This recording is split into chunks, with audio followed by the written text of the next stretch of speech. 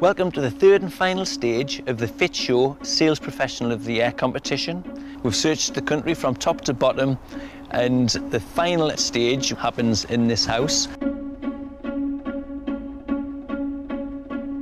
Salespeople are going to come in and do the presentation as they would normally, except we'll be watching. What we're assessing is how he performs in the 5 basic steps.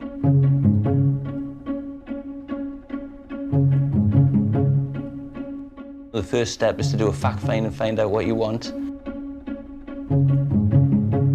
The next step is to design and give you the choices so that you can pick exactly what you want. Then, of course, show you the product and match the product to what was uncovered in the fact find, what problems you're looking to solve. And then, obviously, reveal the price, bit of negotiating, because most customers want a bargain. And then, of course, do a deal on it. First step is fact find, finding out what you want, why you want it, when you want it, how long you plan to stay here. I could have gone to town on why I wanted it, because I get so cold, and that didn't come up at all. Are you open to suggestions, or have you got specific ideas at this stage? They found out why I was changing. Yeah. You got the cold, you got the condensation. They did, yeah. Yeah. Have you got any ideas? What do you require? Did you feel as if you got it all off your chest, what you wanted and why? Yeah, I didn't. Yeah. Yeah, about being cold, really, and.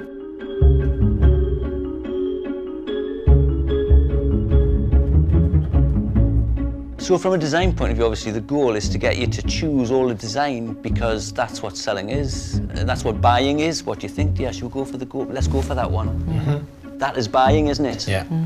And that is the right feeling. You don't feel sold to. Yeah. Because people love to buy, they just hate being sold to. You can do one of two things, depends on which option you go for. You can put new timber liners all the way round, which can be put back virtually as they are now. So you wouldn't actually think that you've changed your windows. The only thing is they're not going to be drafty. He gave you a lot of options, didn't he? He did, yeah. But you have got an option of opening that window there. Right. So we'll talk about that after, once we get to have a look at what we're looking at. I noticed he was actually, to a degree, leading you and saying, I wouldn't do that, I would do this, which is quite unusual in selling. Normally you say to a customer, here are your options, here's the advantages of both, but what are your thoughts? If you put that on there, it just wouldn't look as nice as what it is on the timber-looking window. Yeah, I see what you mean. But to me, with a period property that you've got, if I was doing it, but I'm not, it's not my house, I would probably go for something like that, or maybe go for something in the range of that. And let you decide, whereas I wouldn't go for that. He's quite pushy in his design. I don't know if you felt that, or whether you appreciated the fact that he was giving you his input and his ideas. I did and didn't. Yes, it was a mixture of both. Yeah. Bittersweet. He was, yeah. I noticed with the glass patterns, he's got fantastic samples, which not many have. These are your obscure glass. All right, yeah. So what I always say to people, have a nice pile and a not nice, have a look through and say, ooh, I like that, put it in the light pile. Okay. How did you feel? Because then you were free to actually choose which one you wanted. Right, I'll just get a coin out. I think that suits the ace. Well, we agreed on that. Amazingly. That's why I've been married 20 years, see? Yeah. Simple. How did that feel as a customer, looking at the different glass? Because you seem to be, what do you think, dear? And making a decision. You even said, well, we've made a decision, which of course is a good step in the sales process. It's been on a scale of 1 to 10. You want to? Yeah. Do you want to sit in the middle? Yeah, why not? Okay, fine. Let me flick through, and these, we do a wide range of products. These are what we call flush casement windows. When I go around, I'll establish whether that's the sort of product that we'd recommend for your home. His experienced eye he was spotting things saying, look, if you did this, that, and t'other. Well, what we would suggest here is we have a restrictor, so the window only opens 6 inches. But he was very keen on his way, wasn't he? As opposed to being neutral. I mean, I would recommend it being sash as opposed to outward opening casement window. Yeah. Because all the dimensions are so different. And we was getting sash windows. He decided. Yeah, he was.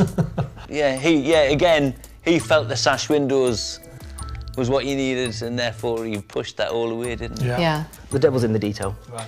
with these things. And the property of this style deserves a good quality sash window, quite frankly. But this is a nice sash window project we did. Yeah, I mean, you can't underestimate really how beautiful proper sash windows are. Yeah. So you were kind of left with the choices and the brochures. Yeah. Yeah. But he really did say, look, I think the property requires the timber, which was in line with what you're thinking. Yes. I think most people would, if they were really honest with themselves, would probably prefer timber. Sometimes, I mean, the timber I recommend, it very much depends what the customers like the look of. What did you think of his design? I thought he chose it. So he's broke a golden rule there, dumping his thing on you. But at the same time, another golden rule is all rules are there to be broken if it works. Out of 10?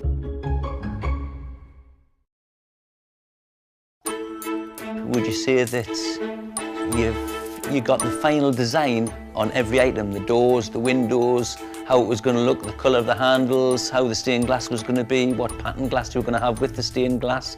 All of the design issues, would you say you were happy and decided on each one?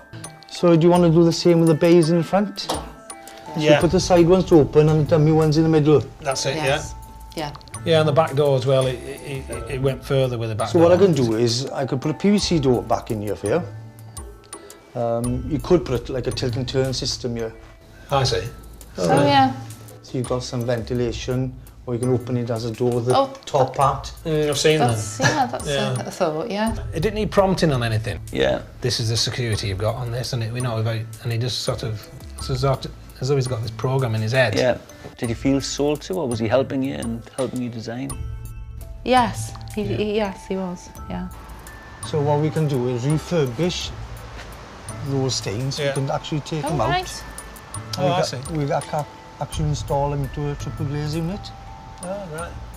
I thought it was fantastic when he said we can reuse the glass Yeah. and sort of rebuild the whole thing. But what he did mention, which was clever, is you can put the stipplite pattern glass into the centre pane. It's not about triple glazed, putting the stained unit in. We'll take that out, we'll refurbish that as well. We'll re-cement them, re-black them, and we'll actually put them inside a double glaze unit for you. So even from the inside, you're looking through the stain, whereas if you had the inside... So it was quite clever. If the inside was patterned from the inside of the toilet, you'd be looking at a blurry stain through the pattern. And I missed that one. Yeah. So a scale of 1 to 10?